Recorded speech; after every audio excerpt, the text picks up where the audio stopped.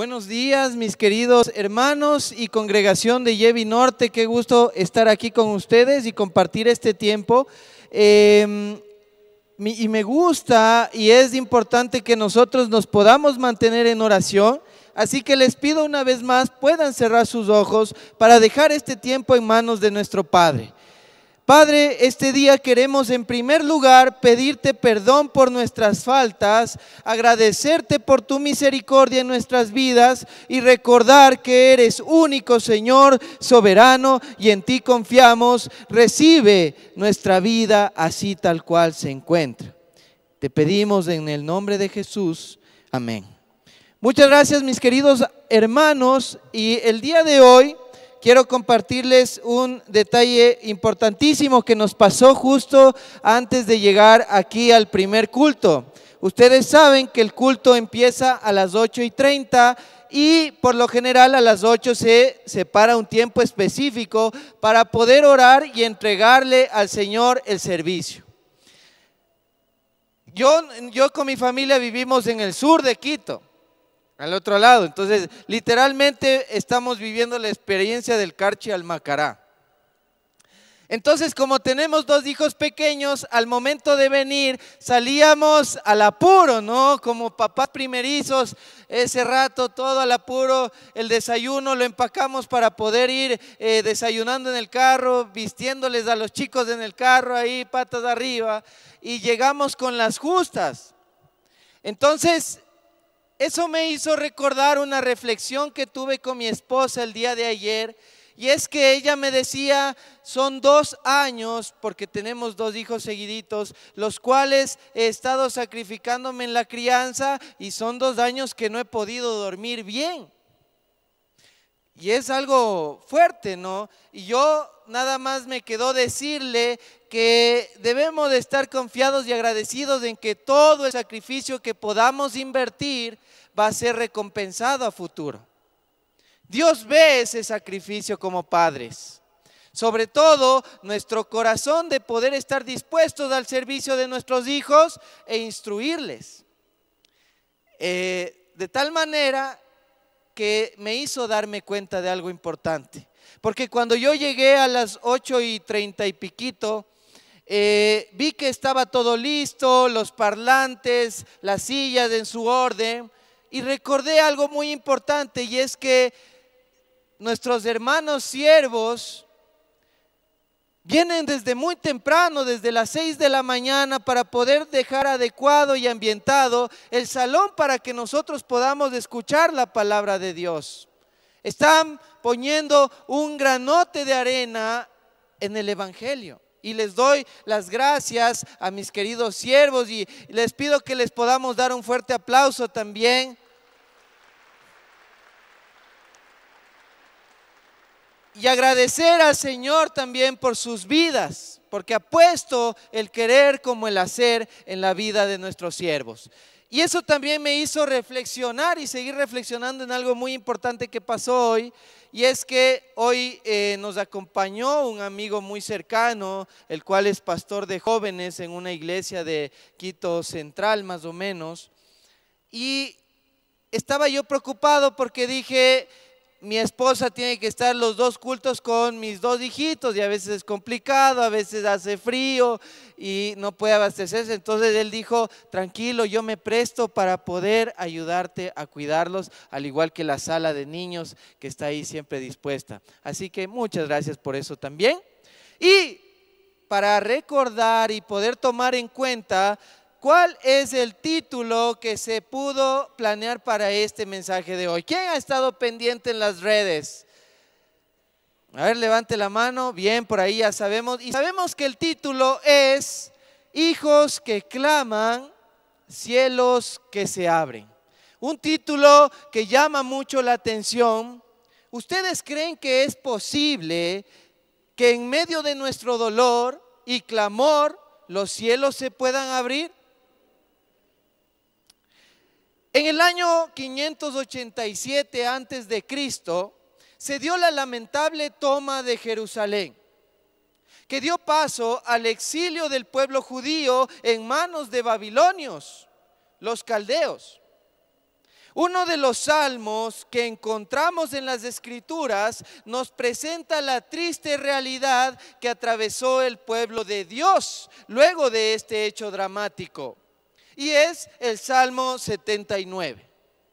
Son 13 versículos donde el salmista nos muestra cómo quedó Jerusalén y la consecuente angustia por ello. Les invito, mis hermanos, a que puedan sacar sus Biblias y ubicarse en Salmos capítulo 79. Ahí, si es que gusta, puede levantar su mano si ya tiene ubicado el pasaje. Yo estaré usando la lectura de la versión NTV. Vamos a ver quién ya tiene el pasaje por ahí. A ver si ya la mayoría ya lo tenemos ubicado. Y el título de este salmo es Lamento por la destrucción de Jerusalén. Salmo de Asaf. Versículo 1. Oh Dios, naciones paganas conquistaron tu tierra, tu posesión más preciada. Profanaron tu santo templo y convirtieron a Jerusalén en un montón de ruinas. Dejaron los cadáveres de tus siervos como alimento para las aves del cielo. La carne de tus justos se ha convertido en comida para los animales salvajes. La sangre fluyó como agua por toda Jerusalén. No queda nadie para enterrar a los muertos. Nuestros vecinos se mofan de nosotros. Somos objeto de desprecio y desdén de quienes nos rodean. Aquí podemos ver cómo naciones extranjeras han invadido Jerusalén, destruido el templo y derramado la sangre de los israelitas. El templo que estaba en Jerusalén y que representaba la presencia del mismo Dios de Israel, fue tomado y profanado. Nos cuenta este salmo. En el libro de Jeremías se relata más adelante a detalle cómo la ciudad, el templo y hasta el palacio del rey fueron quemados y reducidos a ruinas. Los habitantes de Jerusalén, los judíos, son llevados de sus tierras, sus hogares, al exilio de Babilonia. Dice el Salmo que muchos quedaron muertos en las calles, cadáveres sin sepultura, sangre derramada por todas partes. En el cuadro que nos presenta, vemos que es muy, muy desolador. Y para colmo de males, las naciones y reinos vecinos, a los cuales el salmista los describe como no conocedores de Dios y personas que no invocaron su nombre, ellos se burlan y hacen mofa de la condición de este pueblo. Ahora, continuando con las escrituras, me gustaría enfatizar 3 etapas que definen este salmo, o con los que podemos desglosar este salmo. Etapa número 1, clamor por la intervención de Dios. Y fíjense cómo empieza este versículo. Oh Señor, ¿hasta cuándo seguirás enojado con nosotros? ¿Será para siempre? ¿Hasta cuándo arderá tu celo como el fuego? Derrama tu ira sobre las naciones que se niegan a reconocerte, sobre los reinos que invocan tu nombre. Pues devoraron a tu pueblo, Israel, y convirtieron la tierra en un desierto desolado. El pueblo se pregunta cuánto tiempo más soportarán el sufrimiento y la ira divina. Aquí se percibe la desesperación por la aparente ausencia de Dios. Y digo aparente porque todos sabemos que Dios tenía un plan trascendental. Pero esto les lleva a pedir justicia contra los enemigos que han profanado su nombre. ¿Y qué podemos rescatar de esta experiencia que vivió Asaf? Porque si a lo largo de la historia hemos visto casos similares de catástrofes a nivel mundial en distintas magnitudes, incluso en nuestro país hoy en día estamos viviendo casos terribles y solo hay que observar un poquito más a fondo en las noticias para darse cuenta que vivimos injusticia, vivimos represión, abuso, sangre es derramada por cosas insignificantes. Y no sé si estuvieron cerca o tuvieron algún caso en el que alguien muy cercano se fue del país. Fue una época muy difícil, ya que la diferencia entre el tiempo en el que se relata este salmo y la actualidad es que tenemos a Jesús como Salvador que trae restauración. En el Salmo 79, el pueblo de Israel está clamando a Dios por restauración después de la destrucción de Jerusalén. Jesús cumple esta esperanza de restauración, no solo para Israel, sino para toda la humanidad. Aunque el salmista clama por la restauración de la ciudad y el templo físicos, Jesús viene a restaurar el templo espiritual. Es decir, la relación de la humanidad con Dios, nuestra relación con Dios. Esto nos lleva a la etapa número 2, que es la petición de perdón y ayuda. Versículo 8. No nos hagas responsables por los pecados de nuestros antepasados, que tu compasión satisfaga pronto nuestras necesidades, porque estamos al borde de la desesperación. Ayúdanos, oh Dios de nuestra salvación. Ayúdanos por la gloria de tu nombre. Sálvanos y perdona nuestros pecados por la honra de tu nombre. El salmista, reconociendo los pecados del pueblo, ruega a Dios que no les castigue por las transgresiones pasadas, sino más bien que los salve por su misericordia. Esta sección refleja una súplica por el perdón divino y la intervención salvadora. Esta parte es clave, mis queridos hermanos, porque a través de su vida, muerte y resurrección, Jesús abre el camino para una restauración mucho más profunda. La reconciliación con Dios y la restauración del reino de Dios. En Juan 2:19, Jesús dice: destruid este templo y en 3 días lo levantaré. Aquí Jesús se refería a su propio cuerpo. Y esta declaración señala que Él mismo es el verdadero templo. La presencia de Dios en la tierra es eso. Jesús reemplaza el templo destruido, trayendo una restauración definitiva. ¿Y por qué esta parte es clave? Porque regresando un poco atrás al Salmo 79, para tener más contexto, ¿ustedes creen que el rey de Judá haya sido advertido? ¿Creen que Dios advirtió de esta catástrofe al pueblo de Jerusalén? De lo que se venía, porque este salmo se puede vincular con la advertencia que Jeremías le hace al rey de Judá, al cual no lo escucha.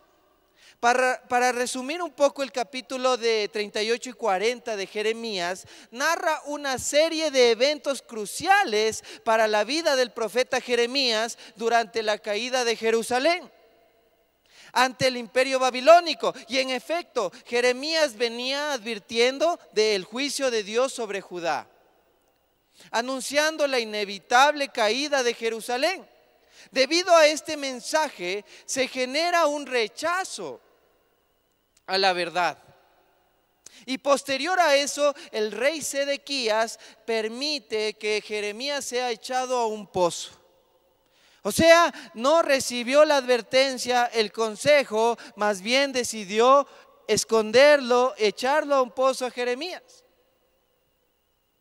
Dios le estaba diciendo, verán, ya en palabras más más directas. Verán, pueblo de Jerusalén, están fijando su mirada, su corazón en cosas superficiales y banales. Y eso no les va a traer nada bueno. De hecho, están a punto de destruir lo que es bueno en realidad. Y lo que hicieron fue darle la espalda. Entonces Asaf continúa con su clamor en esta etapa número 3, que hace un clamor por justicia. Versículo 10. ¿Por qué les permites a las naciones paganas burlarse y preguntar dónde está su Dios? Muéstranos tu venganza contra las naciones, porque han derramado la sangre de tus siervos. Escucha el lamento de los prisioneros, demuestra tu gran poder al salvar a los condenados a muerte. Oh Señor, multiplica 7 veces tu venganza contra nuestros vecinos por la burla que han lanzado contra ti. Se pide a Dios que no permita que las naciones extranjeras sigan burlándose de Él y de su pueblo. El salmista clama por justicia divina, que Dios derrame de su ira sobre los enemigos de Israel. No sé si les ha pasado como ecuatorianos al sentir la impotencia, a veces cuando vemos injusticia. Ahora, como la información se divulga de una manera mucho más rápida, a veces en el WhatsApp tenemos grupos familiares o grupos en los que tenemos amigos que comparten información y noticias. El otro día en un grupo me llegó un video muy explícito de cómo una persona estaba siendo asaltada. Se veía claro cómo el criminal no tenía ni piedad.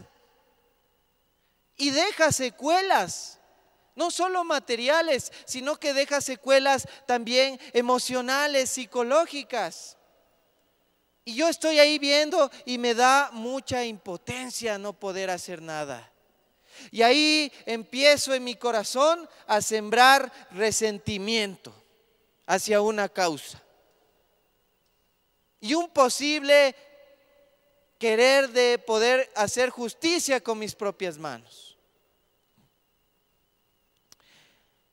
Ahora tenemos el caso del salmista, de Asaf, y en las condiciones en las que se encontraba su pueblo, toma la decisión de clamar a Dios. No es que se puso en ese momento a ver, bueno, el pueblo de Jerusalén está siendo destruido, voy a ver cómo hago un grupo y comenzamos a pelear o a gritarle a la gente que no haga esas cosas, sino que él decide clamar a Dios. Eso nos deja una enseñanza muy grande, porque el salmista sabe que el único que puede corregir y reparar lo incorregible es Dios. Es el único que puede reconstruir algo que está destruido, y esa confianza es la que debemos nosotros practicar.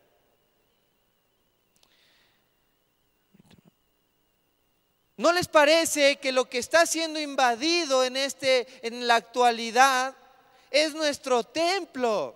Y el origen de todas estas catástrofes es el corazón. De ahí parte.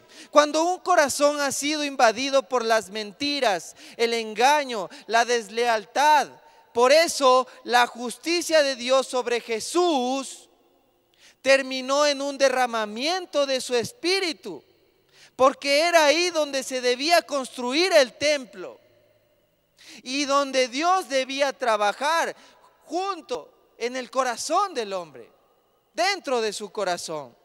Y es el corazón, amén, gloria a Dios. Y es el corazón del hombre el órgano más vulnerable del templo, porque estamos expuestos a un montón de ataques hacia nuestro corazón. Ese intento de corrompernos desde que somos muy pequeños. Cuando nos enseñan cosas simples que parecen insignificantes, como la mentira blanca, a copiar en los exámenes. No va a pasar nada. ¿Has sentido alguna vez o estás sintiendo tu templo en ruinas? ¿Hay algo que hayas identificado que el Señor te esté advirtiendo de que está desviando tu corazón? Puede ser algo muy simple. ¿Has perdido la confianza para clamar a Dios? O al menos sabes cómo clamar a Dios. Y más bien tu clamor se ha convertido en una queja sarcástica e irreverente cuando Dios mismo nos invita a suplicar y a entregar nuestro lamento. Hoy es el día para exponer nuestro corazón a Dios y extender nuestro clamor. ¿Cómo hacerlo? A mí y a mi esposa nos pasa algo muy peculiar como padres primerizos, y es que cometemos muchos errores. Y en ese camino tenemos a nuestros hijos que tienen demostraciones a veces de rebeldía, ¿no? Patalean, nos pegan, gritan, lloran. Y uno se pone a pensar, ¿no? ¿Qué estoy haciendo mal? ¿Por qué actúa de esa manera? Y lo peor es cuando, no sé si aquí les ha pasado, hay abuelitos, hay papás, hay tíos, que les dejamos a veces encargados con los abuelitos porque tenemos que hacer alguna cosa de trabajo. Y cuando regresamos, preocupados, ¿no? ¿Cómo se portó? No pataleó, no hizo algo, no lloró. No, conmigo se porta, pero de manera excelente. Sí, les ha pasado, no sé, ahí veo por algunas personas que se ríen, entiendo que será de mi situación, no es que les haya pasado. Pero dice, no, mijito, no sé, conmigo no es así. Y uno se desanima, pues, tal vez estoy haciendo mal. Entonces, déjenme decirles, mis queridos hermanos, que este acto que tienen los hijos de un mejor comportamiento con otras personas que no son sus padres, es porque los bebés o los niños pequeños expresan las emociones solo con sus padres por el vínculo de confianza que tienen. Ese vínculo de confianza les hace poder tener la libertad de expresar su emoción, de sacar su corazón a flote, de llorar, de gritar. ¿Cómo se encuentra tu relación con Jesús? ¿Has creado un vínculo con nuestro Padre Celestial? ¿Tienes esa libertad de acercarte a los pies del Padre y llorarle, gritarle desesperadamente? Y aquí viene una etapa muy importante de este salmo, y es una promesa de alabanza. Es una conclusión con una promesa de alabanza. A pesar del dolor y la petición urgente, el salmo concluye con una nota de esperanza. El pueblo promete agradecer y alabar a Dios por siempre. Una declaración de confianza en que Dios responderá a sus súplicas. Aquí voy a mencionar un caso muy particular que nos pasó en familia. Teníamos una amiga la cual no tenía su creencia en Dios.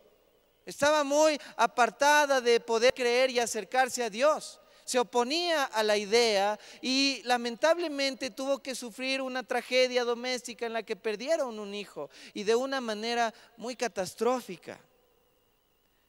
Entonces uno como amigo cercano, como seguidor de Cristo, se preocupa y porque tal vez estaban en un momento en el que iban a tratar de darle la opción de conocer a Dios, y con este suceso pusieron ya totalmente una barrera.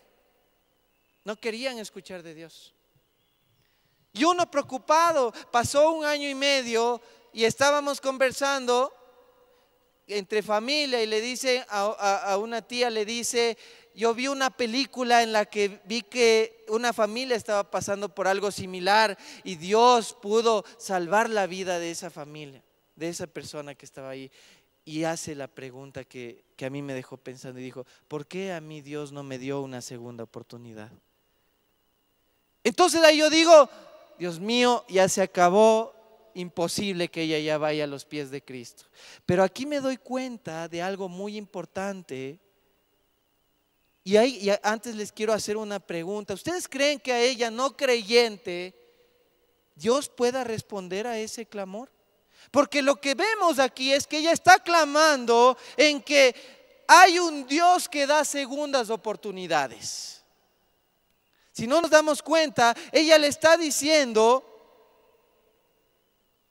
tú que eres el Dios de las segundas oportunidades, ¿por qué no me diste una oportunidad a mí? Ese es un clamor clarito. Y como dice el título de este mensaje, yo ya dejé de afanarme por esa familia, porque sé que los cielos se abrirán por ese clamor. Y aquí, dándole la vuelta en un suceso que sucedió en la cruz del Calvario. Si recordamos la semana anterior, entre las 7 palabras, estaba un momento ahí en la segunda palabra que dice Jesús, cuando tiene a un criminal a su costado, el cual se encontraba en las mismas condiciones del otro, pero este criminal reconoce y empieza con una declaración de injusticia, porque dice: nosotros que hemos cometido actos criminales merecemos estar aquí. Es justo que paguemos por lo que hicimos. Pero tú que no hiciste nada, estás pagando, estás viendo. Él está clamando por injusticia. Es un clamor, evidentemente. ¿Qué pasó con este criminal? Se le empezaron a abrir los cielos y pudo reconocer, y le dijo, ¿qué le dijo? Acuérdate de mí cuando vuelvas en tu reino. Un clamor. Le está diciendo que reconoce a Dios como el rey y que entiende el suceso que está pasando y que va a reinar. Está alabando al Señor y la respuesta es inmediata. La respuesta es inmediata, porque Jesús le responde: hoy mismo estarás conmigo en el paraíso. Entonces vemos cómo el clamor se presenta en distintas circunstancias y cómo abre los cielos el clamor. El lamento, mis queridos hermanos, es una gracia extendida. Decir tengo miedo es estar lleno de la gracia. A veces creemos que como creyentes o como cristianos no puedo aparentar debilidad ni miedo, tengo que verme bien. Entonces nos cargamos, porque si estamos pasando por dificultad, no, es que no voy a la iglesia porque estoy mal y no me van a ver bien, y entonces voy a transmitir algo que no es. Deben entender, hermanos, que decir tengo miedo es estar llenos de la gracia. Porque el poder de Dios se perfecciona en nuestra debilidad. Así que el clamor, el sufrimiento, no es una muestra de que estamos tambaleando, sino es una muestra de ese vínculo fuerte que estamos construyendo con el Padre. Tu lamento es lo que le agrada a Dios. Ahora vamos a identificar 3 puntos importantes para poder clamar de una manera efectiva. Número 1, tenemos que contarle a Dios el mal que vemos, la injusticia, ya sea personal o externa. Tenemos que expresarle nuestro dolor. Número 2, pedirle al Señor que haga su justicia.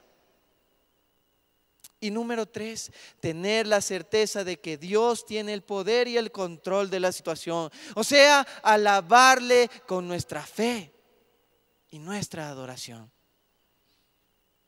Hermano, hermana, déjame decirte que hoy Jesús viene a darte esa esperanza y esa promesa cumplida, porque por ende nuestra alabanza debe ser palpable con nuestra súplica y clamor de que sentimos ese vínculo y confianza. Y el versículo 13 del Salmo termina diciendo que nosotros somos tu pueblo, las ovejas de tu prado. Te agradecemos por siempre y para siempre, y alabaremos tu grandeza de generación en generación. Les invito a que se pongan de pie, mis hermanos. En este momento vamos a darle la gloria y la honra a nuestro Señor. Y si en tu corazón sientes que Dios te está llamando a ese clamor, si Dios te está advirtiendo de que tu corazón tal vez está tratando de ser destruido por algo que tú no te das cuenta, pero Dios te está llamando hoy a que puedas clamar. Vamos a hacer una oración, mis hermanos. Así que inclinen sus rostros. Oh Señor, estamos entregando nuestro templo y siendo indiferentes a tus palabras. Estamos sumidos en la depresión, el miedo, la desesperanza. Nos sentimos traicionados y el mundo solo nos vende la idea de paz y felicidad. Pero es un engaño para atacar a nuestro corazón, de dar una paz pasajera y desechable. Perdónanos por no considerarnos hijos o al menos verte como un padre que no entendemos, siendo que tú eres Dios de paz y amor. En Cristo Jesús oramos y vamos a seguir orando y vamos a expresar nuestra oración.